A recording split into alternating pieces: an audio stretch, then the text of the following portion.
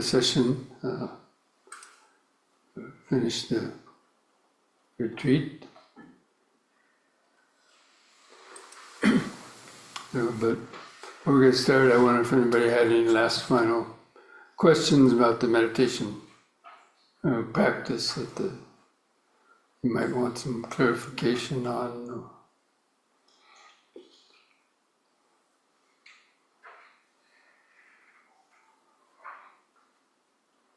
So anyway, after 4 full days of meditating, I hope that by now you have at least been able to control the hindrances to some extent and understand that relationship between hindrances and mental clarity, and also the difference between just an alert awareness as well as just as opposed to a kind of just a dull, concentrated state of mind. And especially with the spinal column and the head, I mean, just lifting your chin up, even just a quarter of an inch or a half an inch, can actually make a big difference in the sort of the quality of the consciousness, the brightness of the consciousness. Anybody notice that while you were meditating?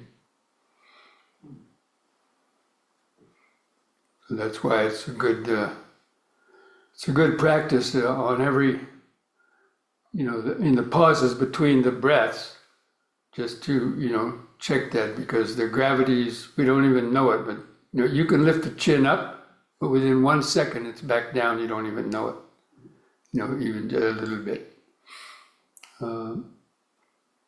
And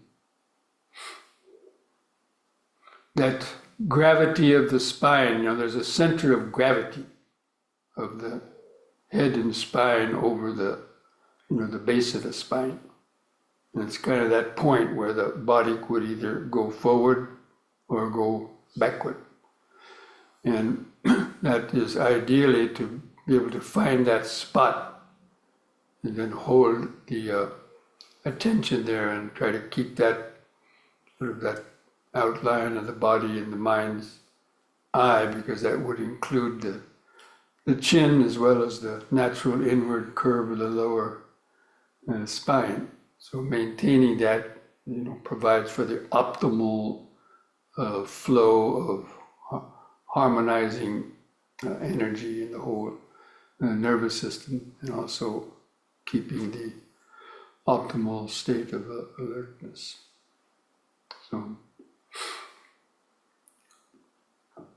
I used to go on some retreats in Germany that Klaus and Miyako attended in Germany. I used to have a stick, called a Zen stick. And I used to use that to go, like in Zen monasteries, they have a monastic walking through the people, carrying a stick. And if anybody is kind of, sitting like this, they stop in front of them. And then, so if a person's meditating, they hear the monk stop in front of them, they go, they get scared. They know that they're not awake. And then they hit them with that stick on this muscle. It kind of connects the skull to the shoulders. And, to stimulate the energy so they would, kind of wake up. But when I started doing that first time in Sri Lanka, when I was leading retreats, Sri Lankan people would see me and they said, Bhante Rahula's beating people! They don't understand. He's not beating somebody. The people actually ask for it. Anyway, so just try to pay attention. That's why when those pauses between the breaths is the perfect time to just be aware of that. the posture and the silent vibration of that present moment awareness. Okay, so let's go ahead and begin with some three-part breathing, establishing that straight posture. Yet another good image is to imagine that you're balancing a tall stack of books on top of your head, because by doing that you would also help to keep that posture straight. As if the chin would come down even just slightly, the books would slide off your head.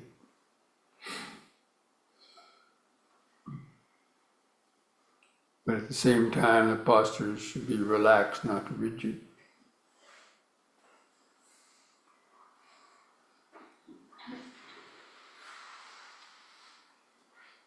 Just try to hold that image of a straight spine in the mind's eye. Just breathing in, letting go of the past and future.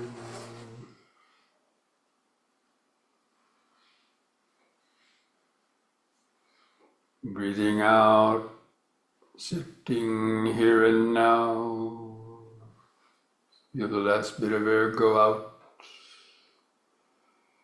And wait there until the next breath comes in.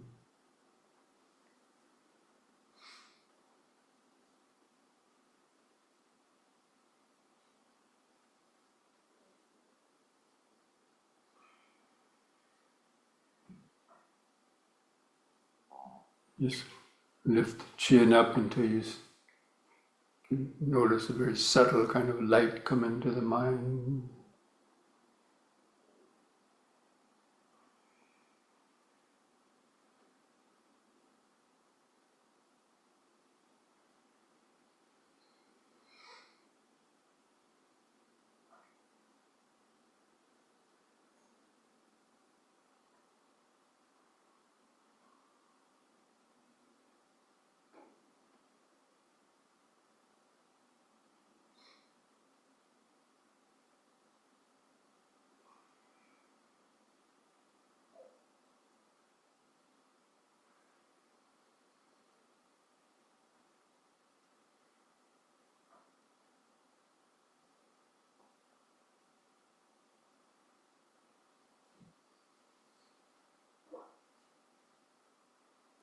Breathing in, feeling the whole body.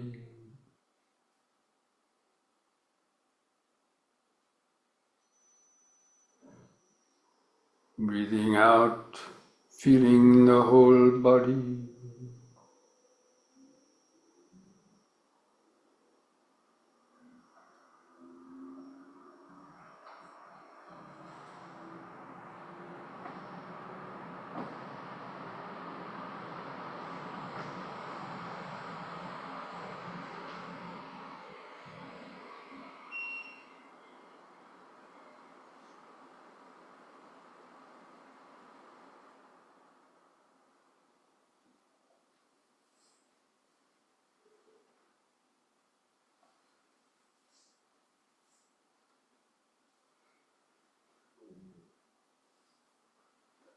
Breathing in, relaxing the body and mind.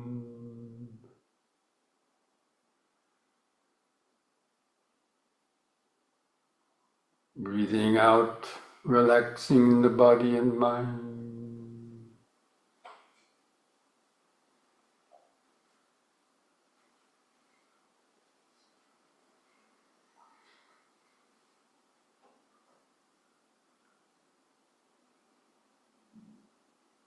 Keep checking the chin. On each in-breath, just make a habit of just lifting the chin. You don't even know it, but half of your chin is down too far.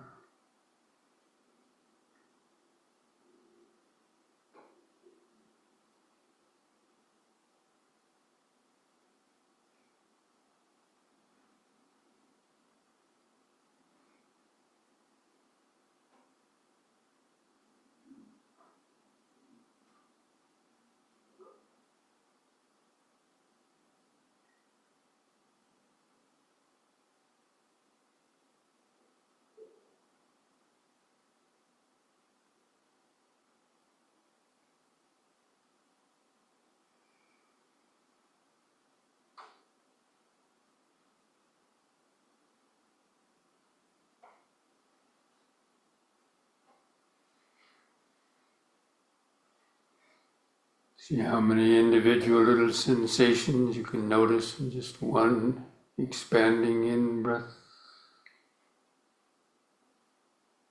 How many different little sensations you can notice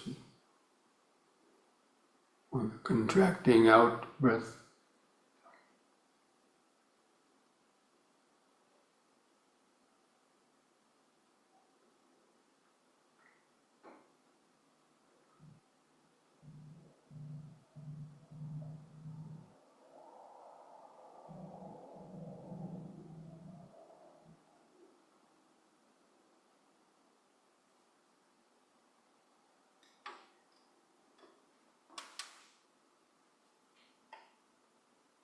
That session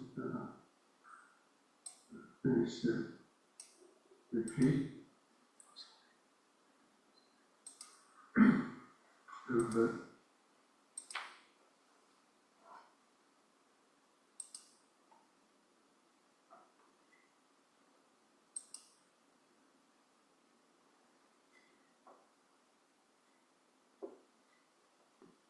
If any sounds take your attention, it's just hearing.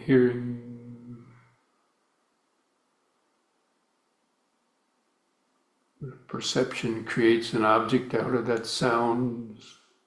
Understand that. It's just perception.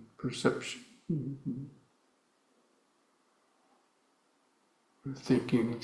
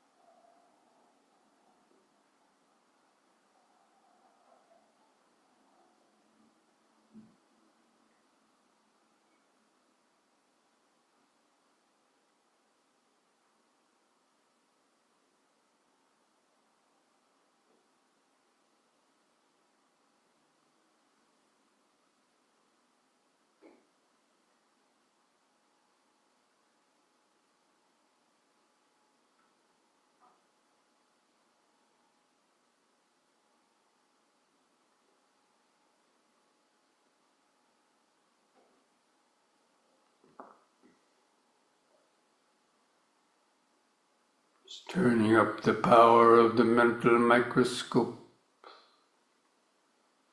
Notice no more and subtler, detailed sensation. The breathing body-mind process.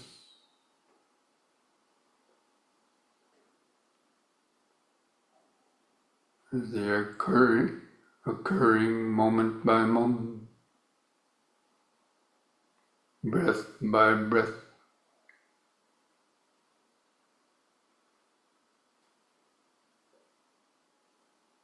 If a scientist misses some important movement of a molecule or cell in his search for cause of a disease,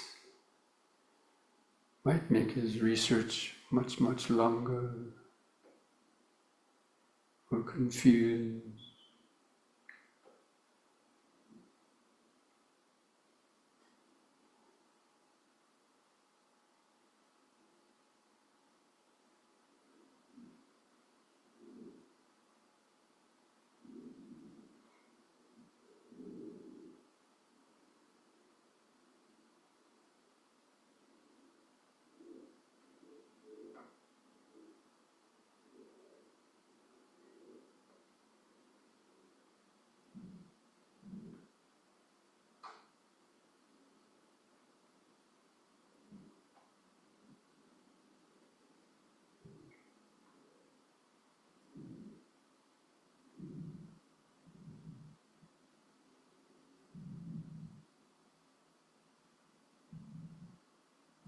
Be able to recognize the aggregate. This is material form, this is feeling, this is perception, this is desire, volition, thought.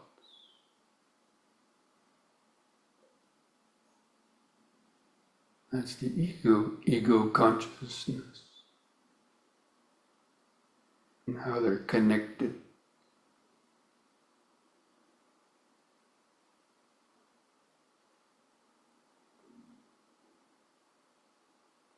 That's the investigation of Dhamma.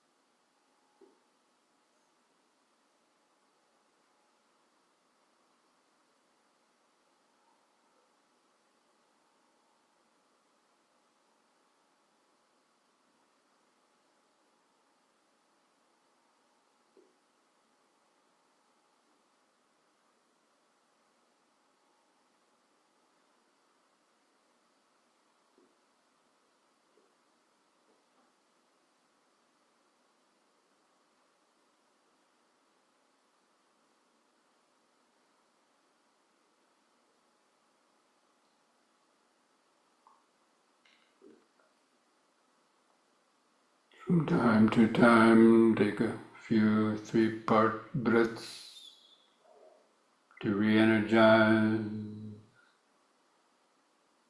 to help stay awake in the body, the breathing body,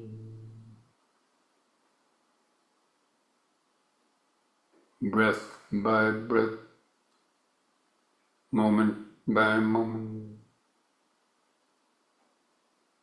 just opening up to the flow of impermanence.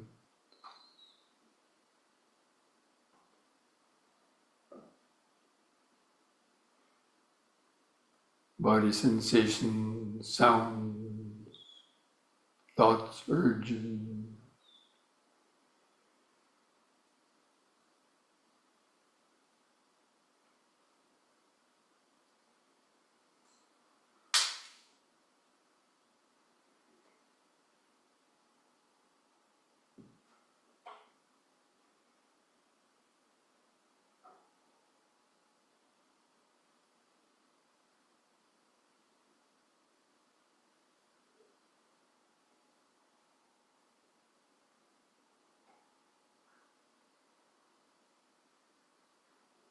Keep refinding that center of gravity of the head and spine.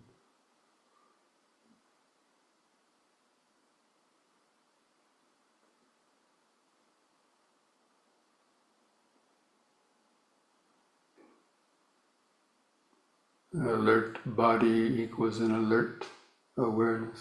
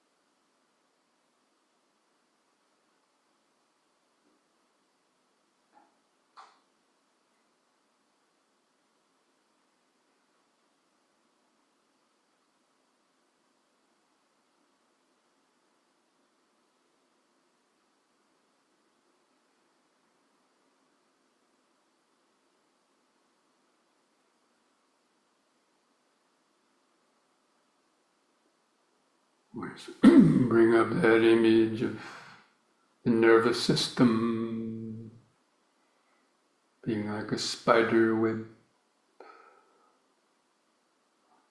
connected to all the senses. The spider is the consciousness sitting at the edge of the web, waiting to pounce.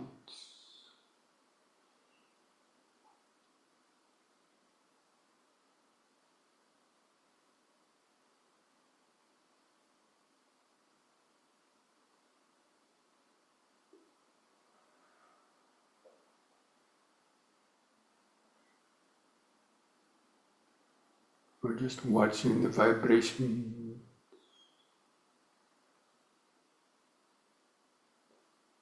being able to determine what's a friendly vibration or an antagonistic vibration.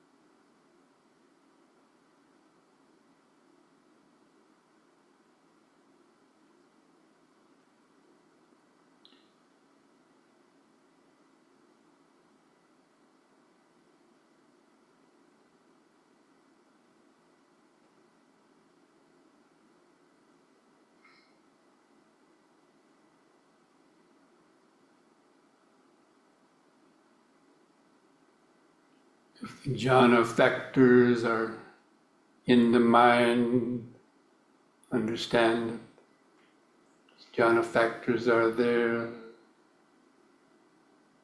If they're not in the mind, understand that they're not in the mind. Applied and sustained attention.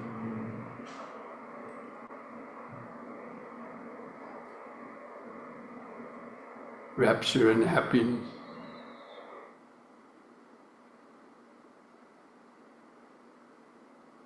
One-pointedness.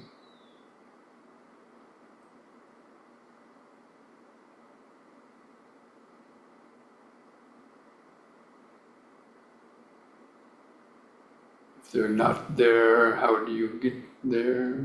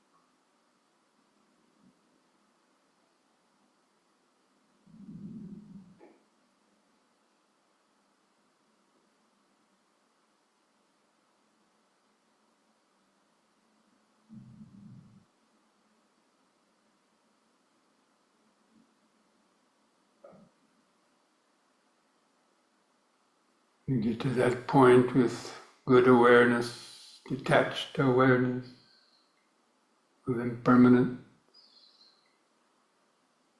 It's become like an empty house with nobody home to answer the call, knocking on the doors and windows.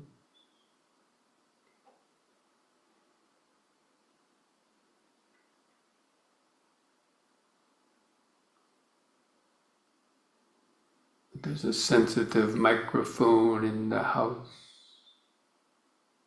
that knows but doesn't know.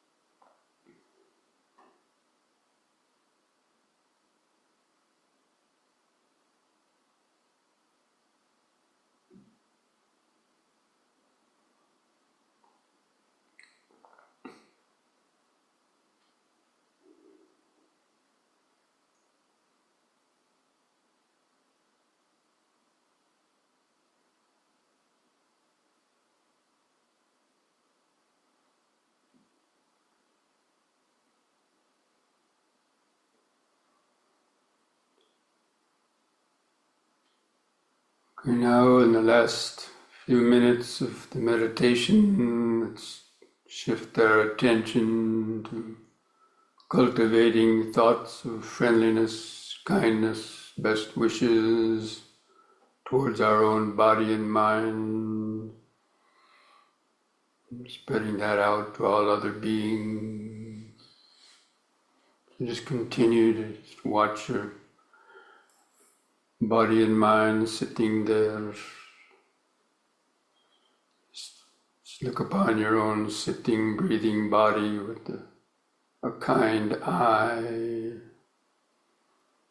the eye of compassion. Just reflect on your own personal life situations, whatever difficulties you might be having, what good things are happening to you. And just cultivate this train of thought, or do some deep, slow breathing, holding the breath in the lungs several seconds to feel those piti sensations, the oxygenating blood, and just kind of feel or imagine that as the healing metta vibration, sending it to your own body and mind, doing something good to your body and mind. Just thinking, may I be well, peaceful and wise. May I be free from excessive attachment and greed, anger or hate, jealousy, envy, fear, pride and ignorance. May I be free from the pain, sorrow and sufferings of body and mind brought about by such unskillful thought, speech and action. May I have the patience, strength, mindfulness and wisdom to meet and overcome all difficulties in life. May I be able to deepen my understanding of the Dhamma in the practice of meditation in this coming year, to help free the mind from confusion and suffering. May I be well, peaceful and wise.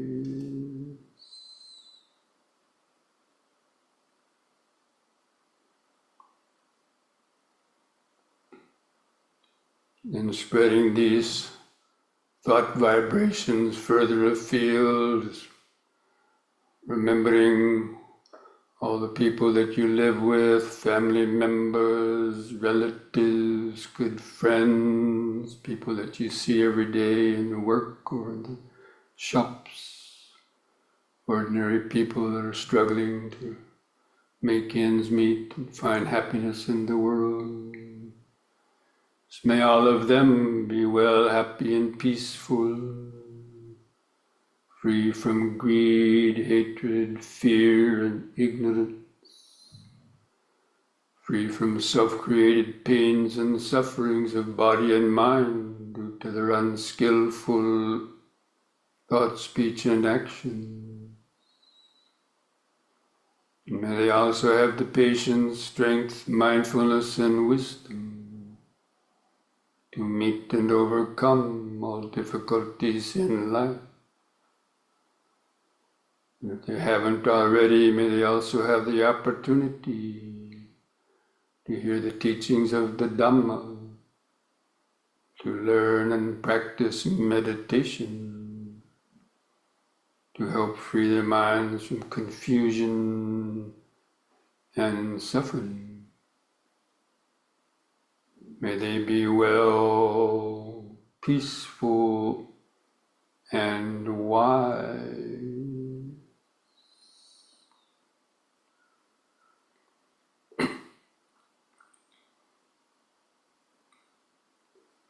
Now, in a more general way, just with each out breath,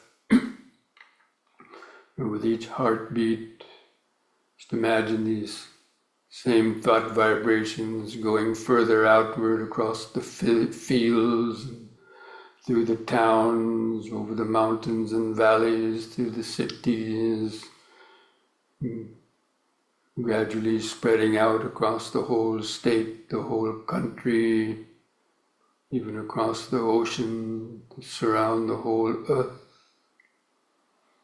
Just with the idea that may all living beings, wherever they might be, living near or far away, visible or invisible, weak or the strong, rich or the poor, famous or the obscure, may all living beings be well, happy and peaceful, free from greed, hatred, fear and ignorance, free from the self-created pains and sufferings of body and mind, through their unskillful actions and through the karmic interactions with others. May all beings have the patience, strength, mindfulness and wisdom to meet and overcome all difficulties in life. May all beings have the opportunity to hear the mind-healing teachings of the Dhamma and to learn and practice meditation to help free their minds from confusion and suffering.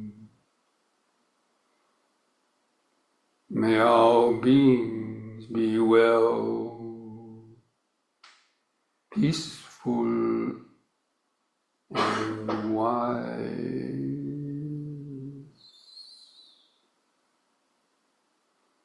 May all beings be well, peaceful, and wise. Just like a mantra reverberating throughout space. Well, peaceful, and wise.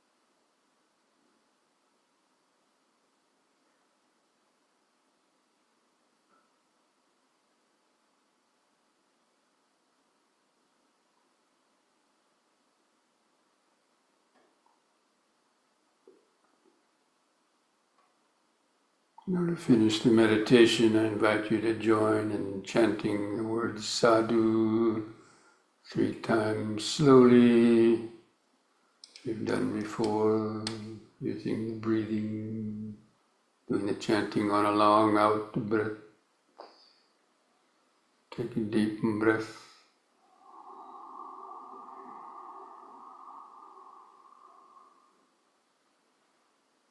Sadhu.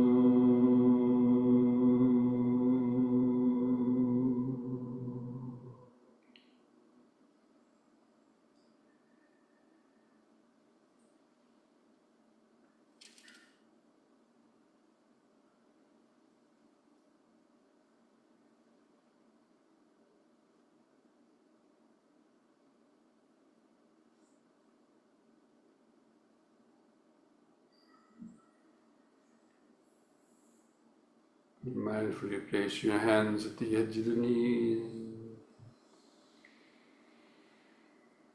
One more time on the in-breath, stretching the head back, pulling on the hands, arch the spine.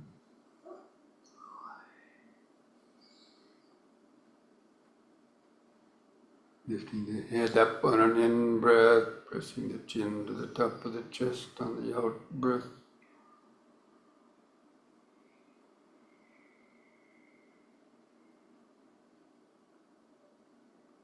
Lifting the chin up level on an in-breath, relaxing on the out-breath.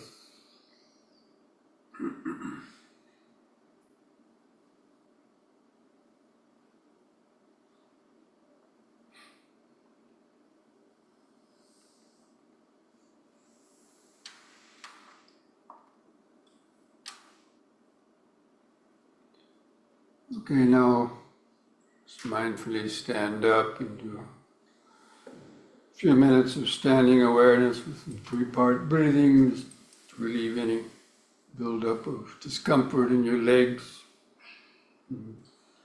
Sit down for the closing Dhamma talk.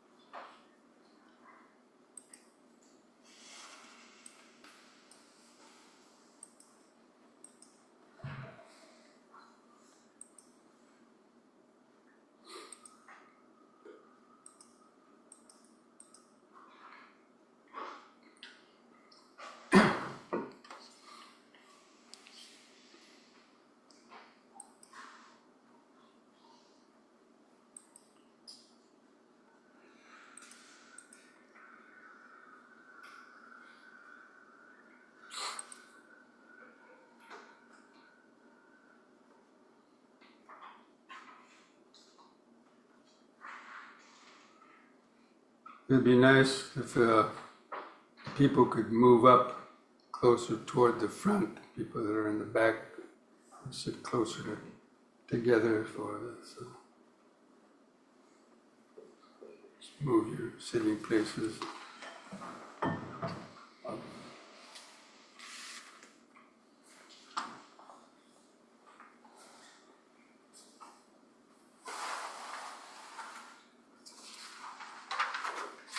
Comb me up.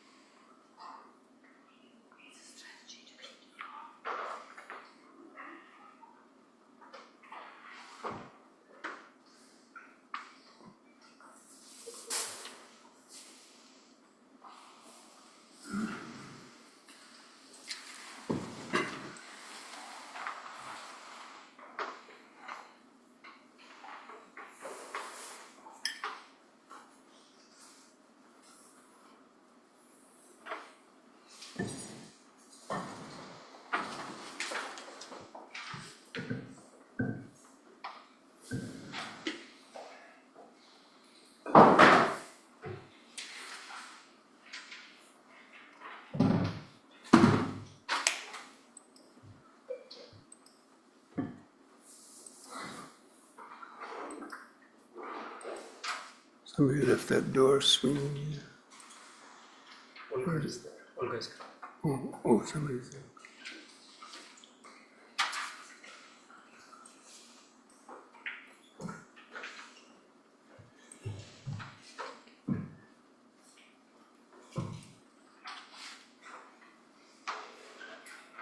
You didn't close that door. It's still open. Yeah, can you close it?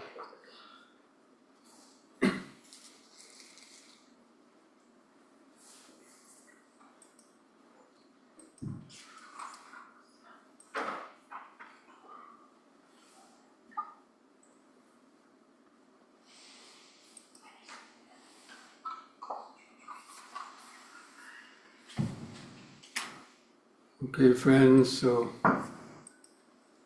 been here now for about 5 days, participating in this retreat, and maybe this is for some of you, it might have been the first long retreat you've participated in. Maybe for others, it was you've been to retreats before, but maybe this was like a little battery charge for your mindfulness and so on. But I want to talk about the analogy of a retreat with climbing a mountain. So imagine that you lived in a town at the base of a tall mountain, like in the Alpen or Rocky Mountains, or anyway, at the base of a mountain. And maybe you had never climbed up on the mountain before. Maybe you thought, it's too much energy, or for various reasons, and maybe you used to have a friend who came over once a month or from time to time on a nice sunny morning, and knocked on your door and said, "Come on, let's go climb the mountain, let's go climb the mountain." And you kind of, yawned and turned over on your bed and said, "Nah, that's too much work. I got other things to do." And so maybe that went on for a long time. But then one day, finally, the person, came again and knocked on the door, and finally he said, "Oh, okay, just to get rid of this person, or satisfy them so they don't bug me anymore." So you decided to climb the mountain. And so you get up, you start walking down the alleyway, to the start of the trail to go up the mountain, and there's some stray dogs rummaging around through trash cans, and the people are playing their boom boxes, and the sound of the vehicles are making a lot of noise, and you're kind of make your way down to the base, the start of the trail, and some stray dog, trying to chase you, and finally you start walking up the mountain. And then as you get above the rooftops, you're, oh, is that fresh air? Oh. So you keep walking, and little by little, the stinging sounds of the barking dogs and the boom boxes and the husband and wife yelling at each other, and kids running around, belching smog, and so on, gradually gets less and less. And so you keep walking up, and every maybe 300 feet or so, there's a little bench, and you stop, and you look out across the tops of the town or the city, and kind of seeing new things you hadn't seen before, kind of a new panorama. And then you get up and you keep walking up higher. And maybe you get up not even to the very top of the mountain, maybe even 3/4 of the way. And there's another bench there, and you sit down and you survey the vast panorama. And you say, wow, look at, there's a lake over there with shady trees. I didn't know that. I gotta remember that next time, when it's hot. And then you keep surveying and say, wow, look, there's another way to go to Uncle Herman's house. That's a joke in Germany, it's a close joke, but Uncle Heumann. There's another way to drive to work, without so many potholes, without so many stoplights. And so like that, you start to see a new way of enjoying that city, or moving through that town in a more enjoyable way. But then you can't stay on the mountaintop forever. So you have to start going back down. And you start going back down the mountain, that panorama starts closing up, and then the noises start getting louder. And you go back down to the base of the mountain and start going back to your house. You quickly lose that total panorama, and now you got to watch out for the stray dogs that are trying to bite your pant leg, or the garbage, not step in the garbage, or the dog doo-doo that's on the street. And you carefully make it back to your house. And then you go into the house and immediately, run to your computer and start checking your emails and your phone messages. And very quickly you've forgotten all about that panorama, what you had seen on the mountain top. And then maybe a month later, let's say in an extreme hot summer day, maybe your AC breaks down, and you're sweltering in the house, and then all of a sudden, wondering what to do, and all of a sudden, wow, I remember, there was a lake somewhere. Let me see if I can find that lake with swans. So you Google it, you find out how to go to the lake, and you go to the lake, and it's very peaceful with shady trees, and there's swans, floating, very tranquil setting, and you have a little bath in the cool water and come out and just relax under the tree. And wow, I never even knew this before. That's cool, And then you remember, there was a shortcut to go to work that doesn't have so many stoplights or construction potholes and so on. And you try to find that. Or to go to your relative's house. And so like that, little by little, you start to rediscover or explore those other possibilities for living in the city without having to struggle so much or without always having to complain about so many things. So in the same way, that's an analogy about going on a retreat. You know, especially if you've never been on a retreat before, but even if you have gone on a retreat and come home, you know how quickly that retreat experience can kind of fade away out of the mind as you get busy, you know, with all of your daily lives and get back to your social engagements and so on.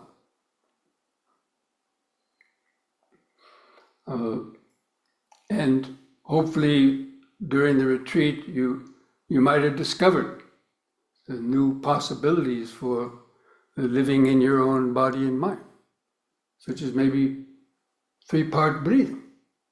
My God, I got lungs. You know? I can actually breathe in. You know, I can actually control the breath if I want. I can breathe in and hold my air in and feel that piti. Or the yoga exercise before meditation. Well, I didn't know that. Other teachers told me not to do any yoga. But yeah, that's pretty good stuff, you know. You know, 10 or 15 minutes of some stretches before sitting and have a better meditation, okay. Or daily yoga practice a little bit so, you know, the body doesn't tighten up and the joints don't tighten up so stiff so that you can be able to sit without so much pain and be more alert and so on. So, and maybe practicing walking meditation. Well, I never did walking meditation. You know, Goenka never taught me how to do walking meditation. So, you know, you discovered different ways that you can meditate, not just sitting. Standing meditation. Wow, nobody ever mentioned standing meditation. You know, we stand around so much in the day, you know, twiddling our thumbs or, you know, waiting around at the post office and in the line at the checkout counter in a supermarket and so on. But, you know, we're just frittering away our time. So like that, you learn different ways that you can, you know, enjoy the practice of Dhamma more on a more continuous basis. So, but the problem is, you know, when people go on a retreat, the retreat situation is a very kind of, you could say, like a sterilized environment where everything is sort of controlled, you might say, or more organized, and you're with the group. So because you're self-conscious, you know, you sort of force yourself to wake up at 5 in the morning and come to the meditation because you don't want to look like a wimp or something if you don't, you know, get up in the morning. Or, you know, you force yourself to sit through pain you might not do on your own. So, you know, the group setting helps you to muster up a little bit more effort to practice. But when you go home, you may not have that kind of support. No one around sort of watching you to say, hey, lift your chin up, you know, you know, wake up. Take a deep breath from time to time. So it's you know, so a lot of people use the retreats as a kind of, you know, the only time they really do a lot of, you know, regular practice. And then, you know, you might have got enthused, you know, about how you're going to practice, you know, in this next week. You might have written down, oh yeah, I'm going to do some yoga, you know, 15, 20 minutes, some yoga in the morning, we'll sit for 30 minutes, 40 minutes, you know, twice a day, morning and evening. Normally that's usually considered to be the norm if a person is, you know, seriously interested in wanting to develop a consistent practice of the meditation to help keep their level of mindfulness up to snuff.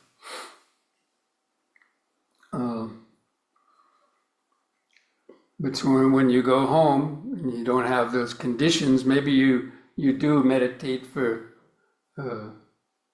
2 times a day for the first day or so, or a couple of days, but then because you've been gone for so many days and somebody at your workplace had to,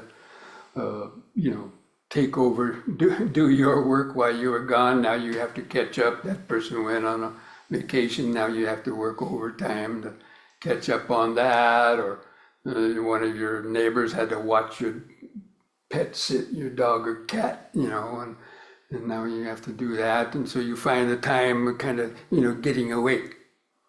And so usually what happens is the evening meditation gets left off because you may be tired, a lot of things you have to do in the evening, maybe you have to go feed the guy's cat in the evening or something. Anyway, so usually that evening meditation is the first to go on. And then after a couple more weeks, days or weeks, the 45-minute meditation in the morning, slips down to 30 minutes. Then another week or two later, the 30-minute meditation slips down to, 15 minutes. Then before you know it, you're going out the kitchen, swigging down your last cup of joe, coffee. And, you pat the Buddha on the head and say, Namo Buddhaya, you meditate for me. And that's all your meditation.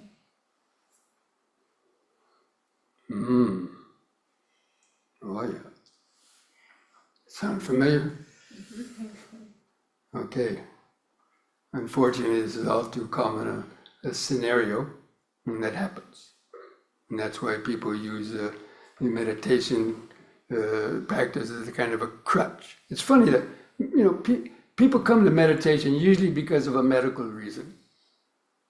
And so they use it as a kind of a crutch to overcome their anger or lower their heartbeat or whatever it is, blood pressure or not to be so uptight.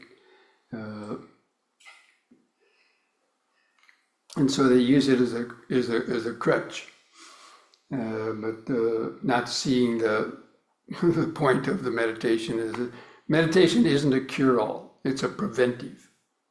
So we meditate to prevent stuff from happening, not to cure it after it's already started, although it can be a cure, but that's not necessarily the point of it, is to prevent the suffering to come. Anyway, so what's to be done in that situation? Meditation has to be seen as importantly as taking a bath or brushing your teeth every day. Now, most people find time to, out of their precious time, they say, oh, I don't have time to meditate, I don't have to, but do you find time to take a bath and brush your teeth every day? How do you find the time if you have no time? Huh? Because you don't want to stink, right? You want to go to work with, sweaty armpits, and your boss comes over, look over the shoulder at your work, and,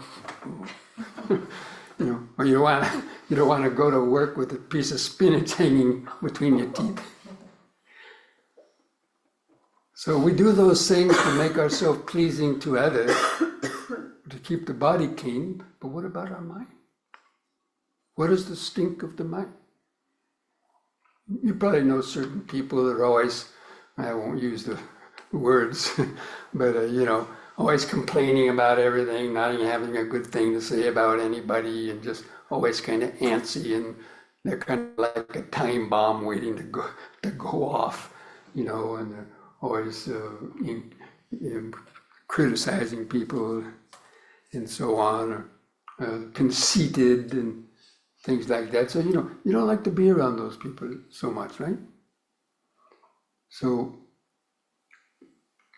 the same way, so the the daily meditation is a way to keep our mind more centered and peaceful, and to cultivate metta and friendliness, and by observing the precepts, not doing things that cause suffering to and problems for other people, and not creating guilt, worry, remorse, and fear in your own mind.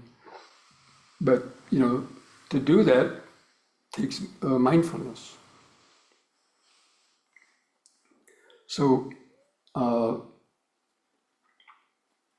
anyway, so people that find themselves not being able to do that daily meditation, there's a new, it's not new, but another form of practice called the M&M. And M&M stands for a minute meditation, or a minute of mindfulness. And it's a sort of a meditation supplement. There's dietary supplements, right?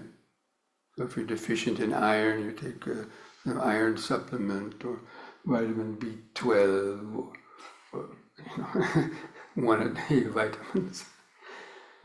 So, because even if you do 1 or 2 periods of meditation in the day, like do a meditation in the morning and in the evening, there's 10 or 12 hours between those meditations.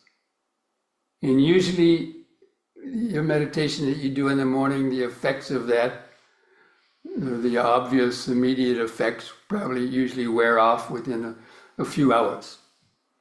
And so by the time noon comes around, or the afternoon, you're getting, the defilements start coming back into you, and you notice yourself, using sharp words with people, or getting impatient, and getting upset and about the various things that happen, whether you're caught in a traffic jam at work, or and so those periods in between is when you really need to have your mindfulness. And that's where these M&Ms play an important part. And it's a specific training. You train yourself to stop every hour just for 1 minute.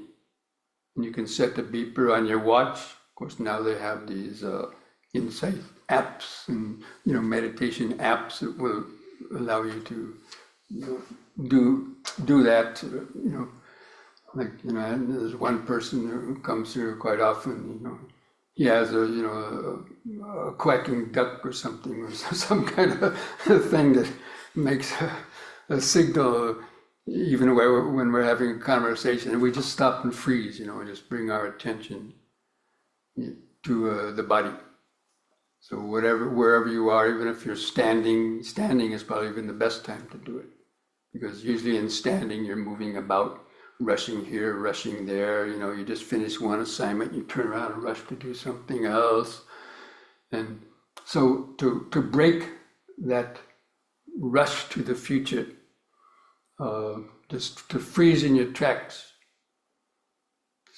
drop what you were doing for the moment, if it's sort of at least in between things, and take a deep, slow breath, bring your attention to the body. Just come back to breathing in, standing, breathing out, standing, or sitting.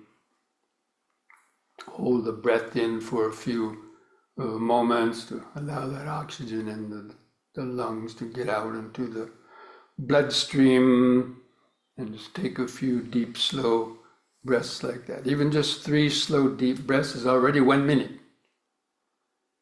And hopefully you would have, relaxed a bit. And all your Dharma understanding could, come back and be crystallized in that 1 minute of just remembering the present moment. Standing, breathing. Or if you had gotten upset in that previous hour, and you're holding some ill thoughts towards somebody that insulted you or tried to do something else, or maybe upset with yourself because you made a mistake, and so you can practice forgiveness and metta. You can forgive that person that may have did something to you, so that you don't carry that person or that negativity into the next hour, and also forgive yourself and make a determination to be more mindful the next time. And so like that, and you continue doing what you were doing. But so that's a way to release stress hour by hour, rather than accumulating it hour by hour, as the normal person usually does. So let's say a person wakes up in the morning and their alarm clock doesn't go off, and they're, oh my gosh, I gotta hurry up and get ready for work.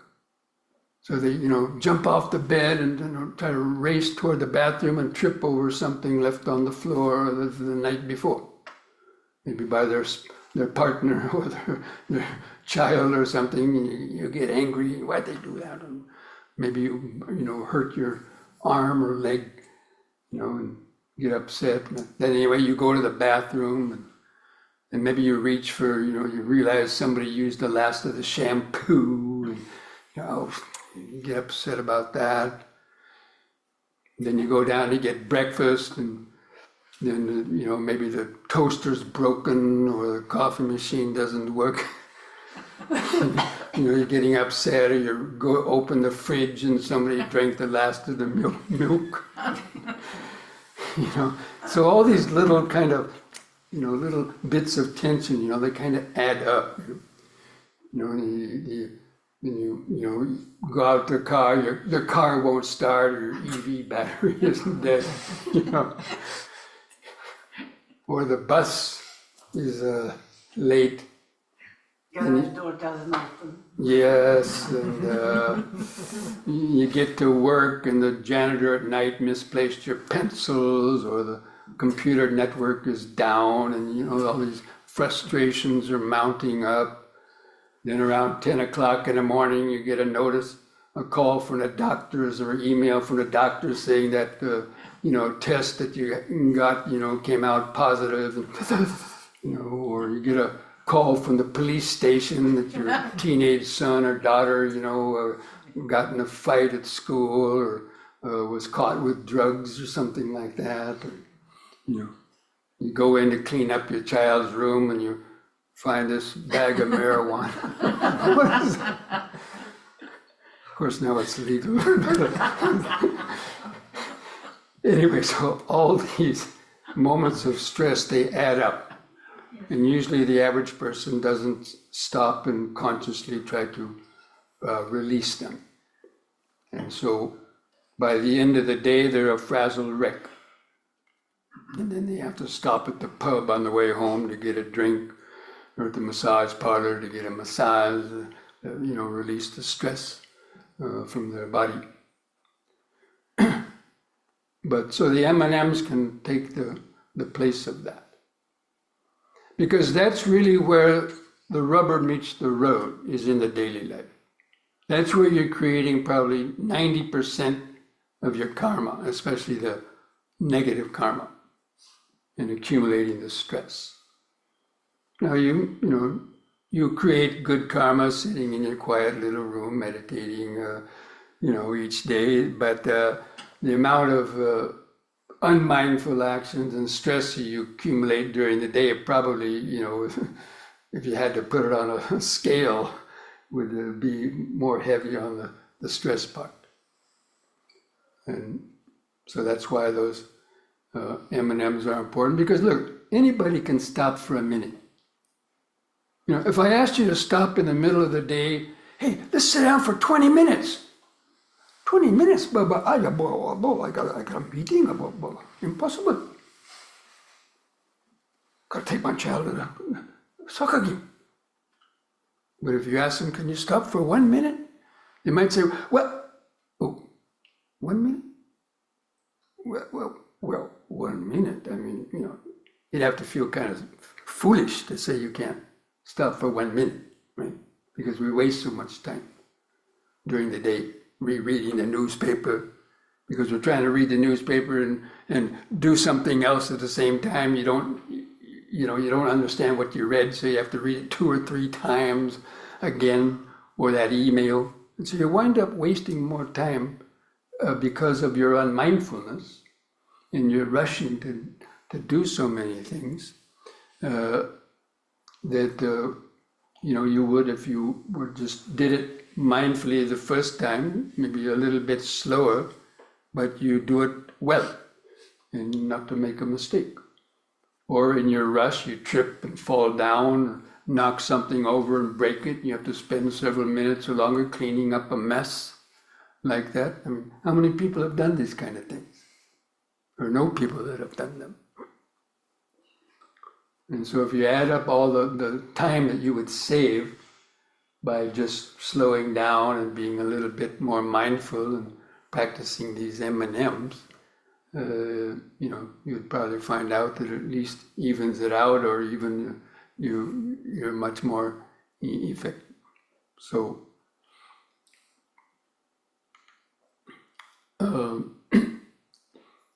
that's why those M&Ms are really important. And just let alone stopping for 1 minute every hour. Of course, you could even do it longer than a minute, but usually after a minute, the mind starts, especially if you have something to do, and now it's you told that person you're going to call them at 10 past 3, and now it's, it's 8 past 3, and so, but 1 minute, is usually there's no excuse for not being able to do that. But then also, we have 5 seconds here, 10 seconds there, 15 seconds there, where of kind of idle time. Let's say driving your car, and you come to a red light. And now they have, it shows you how much time you have left before the light turns green again, doesn't it? So okay, I got 20 seconds. Instead of looking around, oh, look at that new Mercedes, I wish I had one of those. Just keep your eyes in the head. Just close the eyes, you're waiting there, you got 20 seconds. Take a deep, slow breath. Just be aware of, hearing. You might hear horns honking, or people talking, hearing, feeling. It's so wonderful, And then, of course, you have to be mindful and open the eyes. Maybe you hear a horn. Hey, buddy, hurry up! Oh, you forgot the time. So you have to know to take care of your time also. The inside and the outside. You have to know how to be in the relative world, but you know how to also, when you have a few moments, come back inside and rest in the present moment. And so, it's a skill, but you can easily learn how to do that, and you'll find that it's very effective. Or you're going to the shopping at the supermarket. And so, you park your car in the parking lot, and then, you get out, you lock your car door, and then just stand. Do a M&M right then. Even while just standing, having, taking your hand off the car door or close it, just stop and stand. Take a deep, slow breath. And remind yourself, okay, whatever happens in there, don't lose your cool. Just be relaxed, And then practice a little slow walking. Not too zombie-like, because people might think you're weird, but call the hospital. Just do the Vipassana shuffle. The Vipassana shuffle. That's a certain speed of walking, which is not too slow and not too fast. And so what we were doing here when we were walking in here, that would be sort of an extreme. If you were doing that outside in public, people would think you were, a little bit mentally ill. But the Vipassana shuffle, old people walk slowly, right? Nobody thinks about them. So it's a gait, where you kind of just, just walking, but you're feeling the body. And that's what I do when I go to airports. I always try to give myself enough time when I go to the airport that I don't have to rush. But a lot of people, they procrastinate, and they leave it to the last minute, and then they're, rushing to get to the airport. And you see these people, hurrying around, running, and so on. So I always leave enough time, and just to mindfully walk. Yeah, not too slowly, but but people are whizzing by, this way, and then people are coming this way, and sometimes a mother has her one or two kids in tow, and they're coming this way, and I'm walking just sort of mindfully, and or sometimes on the escalator, people are standing on that moving escalator, and they're walking and rushing by, and sometimes they're slow walking even while the escalator is moving. It's quite psychedelic, But anyway, so a lady's coming this way, maybe the kids, mommy, who's that? She's, don't look. And I kind of chuckle to myself. So you have to have fun. You can have fun with the Dhamma, We have to know how to make the Dhamma fun. Rather than think, it's just a drudge, you have to meditate. No, you got to make it fun. And there's a lot of ways to, have fun with the Dhamma, but in a positive way. So,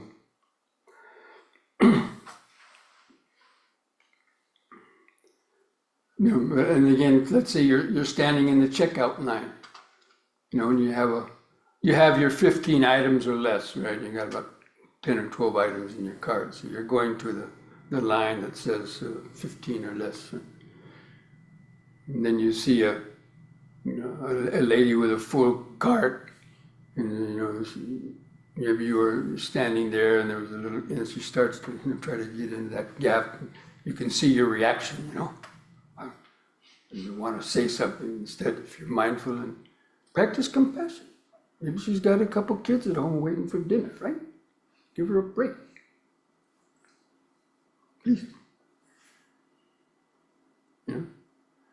Or the cashier fumbling with her tape roll that's got jammed, and then people are getting upset, and that they're getting delayed, and you can send out compassion. May all beings be well and free from suffering, right? Instead of getting your mind upset or blaming others, or you're standing there and all the tabloid magazines are there on the side, and you catch your eyes being attracted to the headline, oh, Michael Jackson was reborn. Keep your eyes on the head, right? Just feel the feet on the ground, just breathing in, standing, breathing out, standing, breathing in, may all beings be well and happy, breathing out, standing here and now. So yeah, have fun with the Dhamma. To help keep your mind from, getting upset or other kind of negative thoughts. So, because, time is short for most people. So we have to make the best advantage of all available minutes. And, in those situations, that's the one we can, because most of the time we're just sort of wasting our time and energy by looking at other people or criticizing or whatever. So that's really how you practice the Dhamma in daily life. People ask, how do we practice Dhamma in daily life? That's really it. Of course, meditating, doing longer meditations, yoga meditation in the morning, evening, that's also very important, because without that, you might not be successful in even doing the M&Ms. But again, they're supplements. They're not necessarily a substitute. But if a person finds himself not being able to, then it's even all that more important that at least they can do those M&Ms. And not just once or twice a day is not going to do much. But if you really are able, like this friend of mine who, programs every hour during the day, and There's only a few times when he is not able to maybe do that. But he finds it very, very important and valuable. So these are just suggestions on how to integrate the practice into the daily life, so that you can observe the tangible benefits.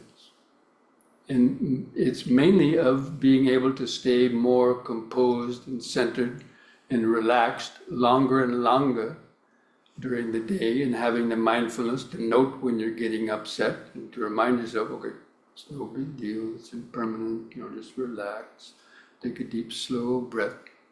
That's one of the most immediate and powerful ways to come to the present moment. It's just pausing, taking a 3-part breath, holding the air in the lungs, and then following that longer out breath all the way down to the bottom, and then just stopping at that point when the last bit of air goes out.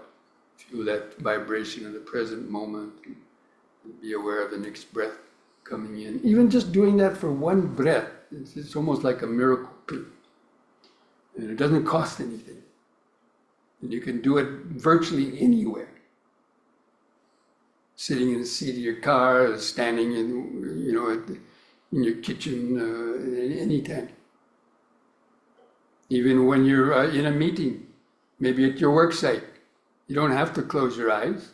You could just, while other people are chatting or arguing about this or that, or before you have to stand up to give a speech or a presentation, right? You can just, do some deep, slow breathing. Hold the breath in, breathe out, and just remind yourself, okay, whatever happens, it's no big deal, just be relaxed. And it's really, better than taking pills. People are too reliant on pills, right? And they have their side effects. But this is a natural kind of tranquilizer. Okay? So does anybody, any of you have any last questions that you might like to ask? Yes.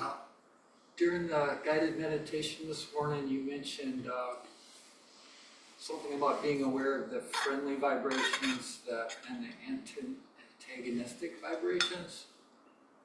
And I wasn't sure if that meant pleasant versus unpleasant, or vibrations that were more Dhamma versus ones that are like disruptive to the meditation.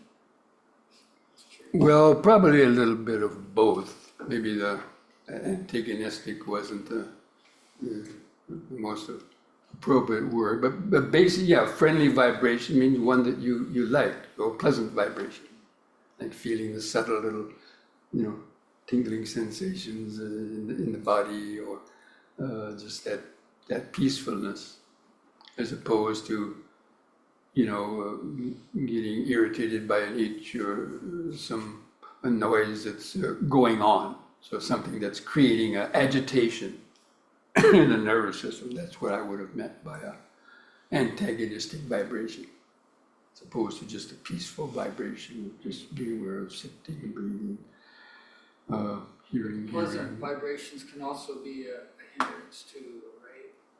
Yes, but they're better than the unpleasant. Usually we don't do negative things based on pleasant vibrations, especially when you're meditating. Now out in the world, you might react to with attachment to some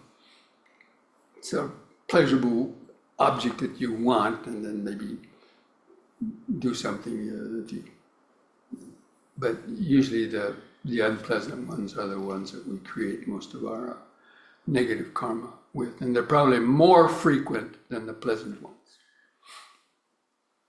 Because everywhere you go, there's different people, there's different situations that are always waiting to tug at your strings. Yes. But do you have a suggestion for some sort of forgiveness technique? Like, very often we want to forgive someone, but the feelings don't allow us. With our mind, we just like, okay, I want to forgive you, but the feelings don't allow us to do that. And I'm not talking about some sort of a silly insult that really is inconsequential. I'm talking about some situations where people do something deliberately with ill will. And, you find yourself with some sort of a threatening situation that threatens your livelihood or, I don't know, health or so on. That's right. We're going to encounter these kind of situations. But you always put yourself in the other person's shoes. Now, if you know you did something, or maybe in the past before you practiced meditation, you'd done stuff to other people, and wouldn't you like them to forgive you?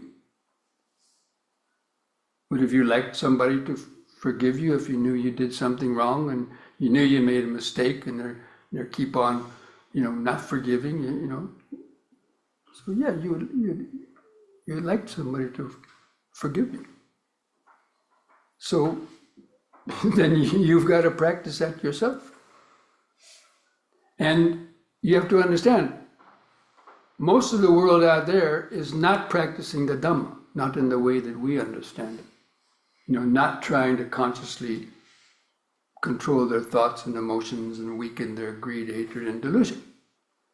So you have to take the initiative. You can't wait on the other person to do it, because they're not going to do it for the most part. And so we have to do it ourselves. We have to take the initiative ourselves.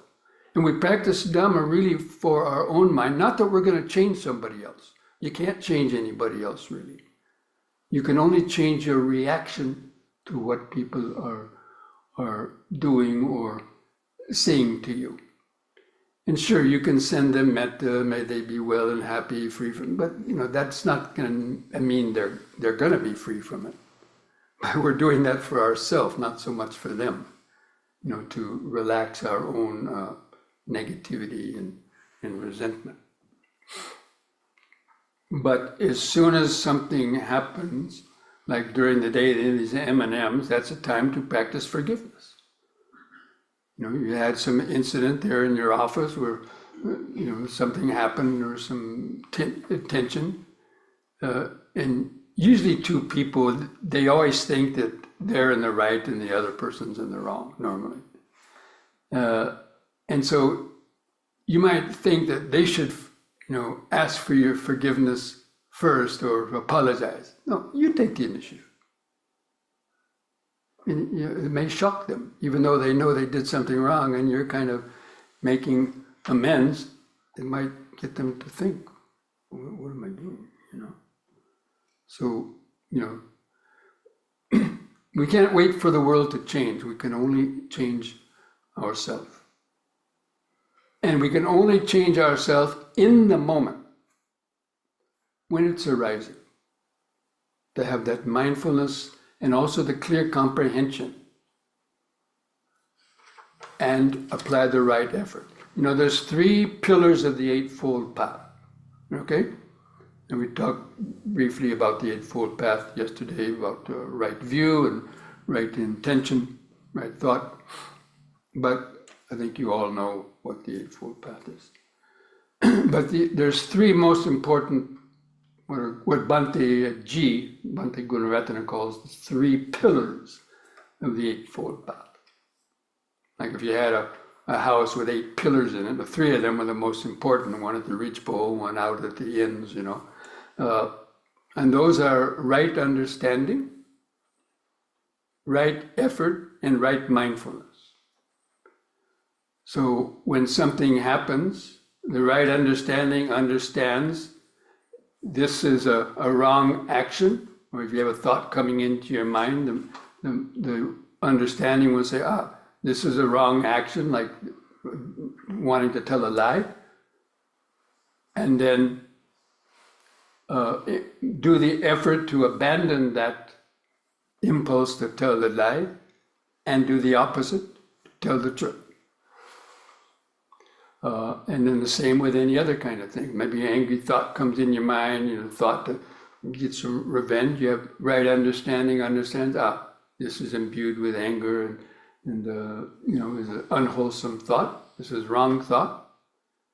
And then you make the effort to abandon the wrong thought and to cultivate mindfully cultivate the right thought.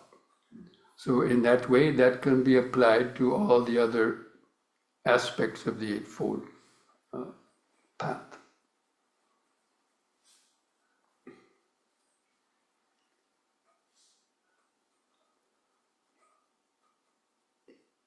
Any other questions? Don't be shy. Check on Zoom land also. Unmuted. If they want to ask in the Zoom land. Is anybody out there listening over Zoom? Do you have any questions you might like to ask?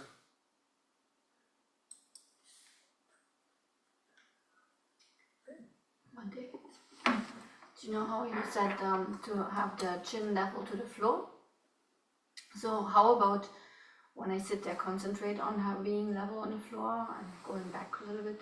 How about extending it a little bit more, because I know it will come down? Is that?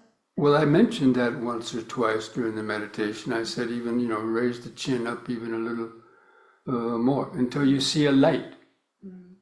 And you might not always see that, but usually if you're, sitting like this, when I've been sitting like this for several minutes or even longer, and you take as soon as you notice it, coordinate it with an in-breath and just breathe in.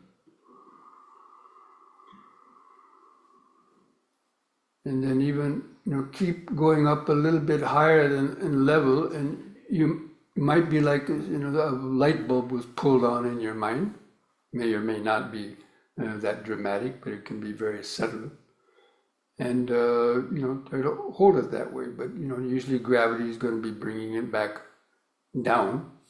But if you go up, if you know you have trouble with the chin going down, then try to keep it up. But if you keep it too far back too long, you're going to probably get a discomfort in your neck. So normally you wouldn't try to hold it there. It wouldn't be comfortable. But just, so it's perfectly balanced, like balancing a ball on top of a broomstick, something, find that balance point. But the gravity is always trying to pull down. Did anybody notice that sometime in your meditation when you lifted the head up, that the mind got a little bit more clear? So, that's proof for yourself about how that works. But the mind forgets so easily. Because I've seen people, when I've mentioned, lift the chin up, I've seen some people lift the chin up, and 1 or 2 seconds later it's back down again. And that happened to me too. It took me a long time to gradually, but because we don't exercise, that's why doing neck exercises are good. Head turning back and forth, strengthening, laying down, doing the head lifts like that, because it strengthens the neck muscles so that you'd be able to hold it up longer. That's the main reason. And also the back. People don't exercise their back muscles, so the slouch, they're not able to resist that downward pull of the gravity.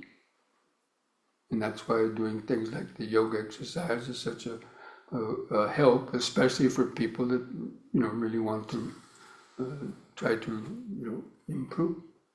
Because a lot of people just sort of bang their head against the wall trying to concentrate when their body is all gummed up and with impurities or just stiff and or very shallow breathing, and their body is half starved for oxygen. And they're beating their head against the wall trying to stay awake and concentrate because they haven't understood this body-mind connection. That's why I wrote that little booklet called The Body-Mind Connection, because so many Buddhists, they have this idea that, because the Buddha talked about mindfulness of the body, you should just see the body as a pit of odors and foul smells and be detached from it. That's a misconception of the Buddhist teaching. But anyway, so they think that paying attention to the body is not, good, or meditation is just in the mind only. Ultimately, yes, it is, but for beginners, the body is, creates a lot of problems. And therefore, when you understand the things that help to support it, then that's a good thing. Okay, it's kind of weird, but when I start gaining concentration, I notice that my eyes open slightly and I'm staring at the tip of my nose. And sometimes when I notice this, it breaks my concentration. Do you have any advice? It's like they open slightly automatically. I have no control over this. Well, if that's true, a lot of people ask the question, should they meditate with their eyes closed or the eyes open? Now, if you go to a Zen monastery, they tell you to keep your eyes open.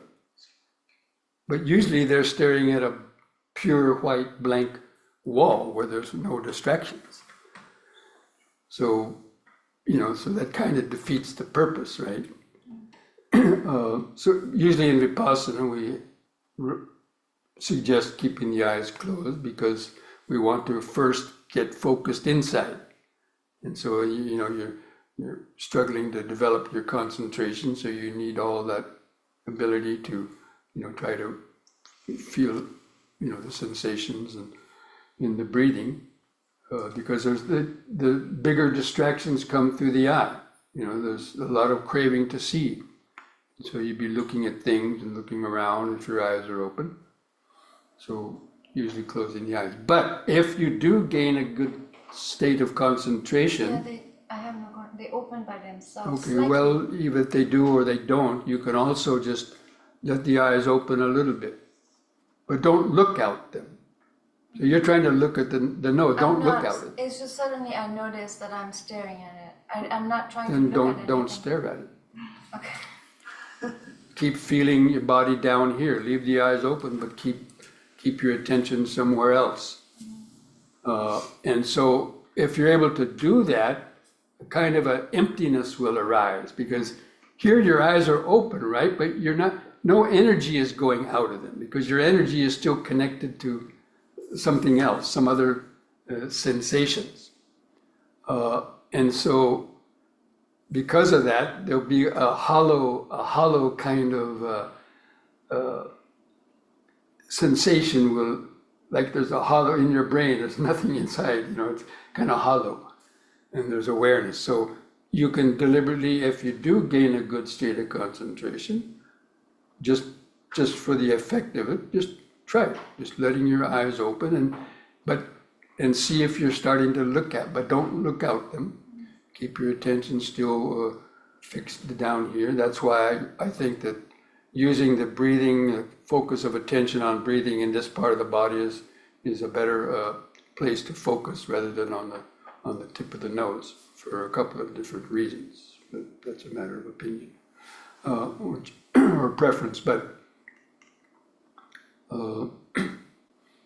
you can see that greed to see when the eyes are open. But when their eyes are open, if you keep the eyes open and then a snake crawls by, if you're not concentrated, right? But if you're really, really concentrated in the first jhana and your eyes are open, then it wouldn't affect you. So our eyes are very sensitive.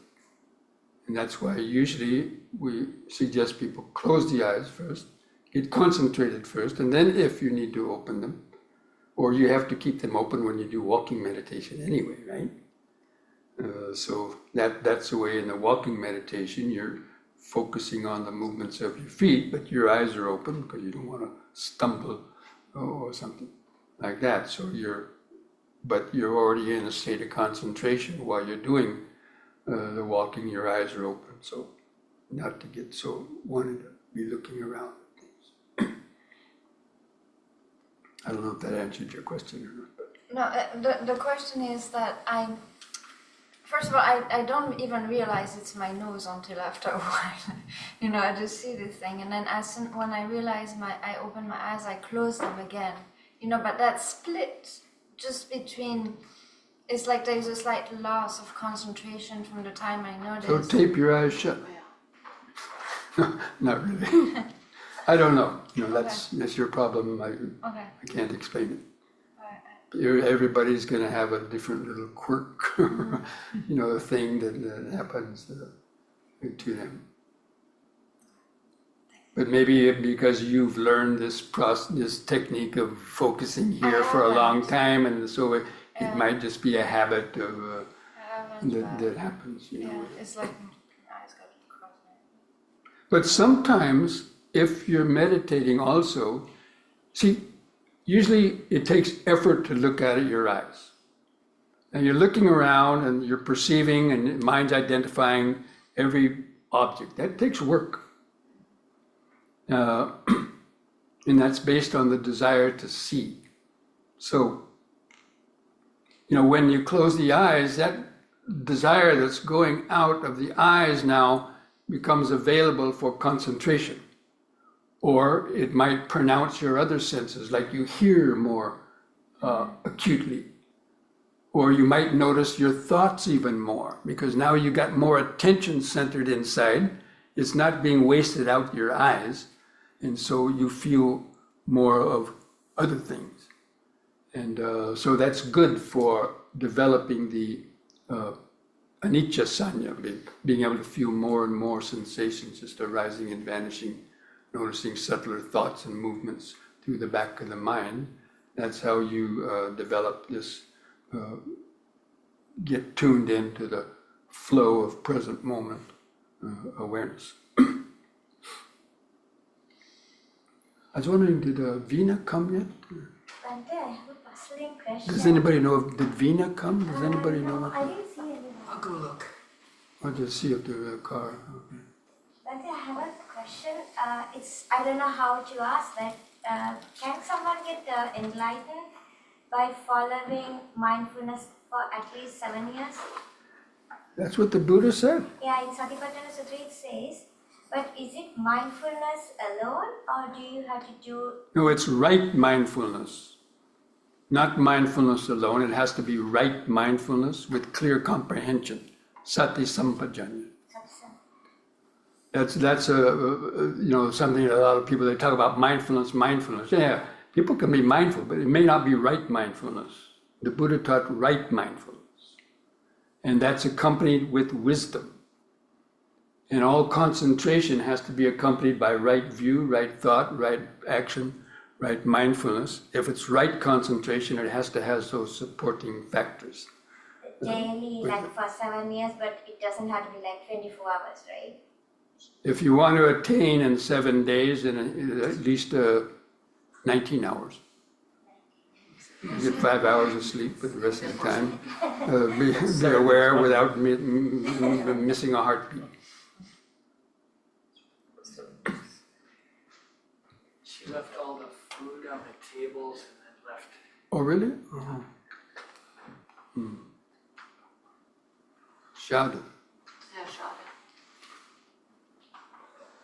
Okay. So anyway, to close the retreat, I was going to offer, if anybody would like to have a pirit nul, these are sort of like a rabbit's foot, you know, good luck charm. You know, they're imbued with many hours of, you know, being places where we're meditating. So the idea that they've been imbued with, you know, peaceful vibrations. And so these are very common. I think many of you have seen these before. The Dalai Lama, they also use these, tie them on people's wrists. So that you've accumulated a lot of merit. Look, you've taken 5 days out of your life to come and spend how many people are doing that? Out of the, 350 million people in this country, count up how many people spend 1 week in meditation, rather than going and enjoying last night, New Year's Eve, how many people are partying in New York City and all the big cities, getting drunk and, all these sort of things. But for you to come and spend that time, your holiday, or, in meditating, that's considered one of the very most highest forms of merit. That means something that's good for doing something that's good for your mind. So, if you like to get one of these, normally we tie it on the right wrist of a person. And can you get me the scissors? There's a pair of scissors in that drawer there. maybe, where's Aya? I just went to help and see the girl. I can go get her. You tell her to come, I want her to cut the long Sure. strings, leftover strings on these. May I have two? Yeah, I already have one. Is that okay? Or no? Oh, you mean just one more? Yes, please, one more. Sabi Buddha balapata pachikanancha yang balang arahananta tejina vakam vandam sabaso. That means by all the power of the Buddha, Dhamma, and Sangha, may you get protection from evil spirits and omens, and make progress on the path. Thank you, Bhante.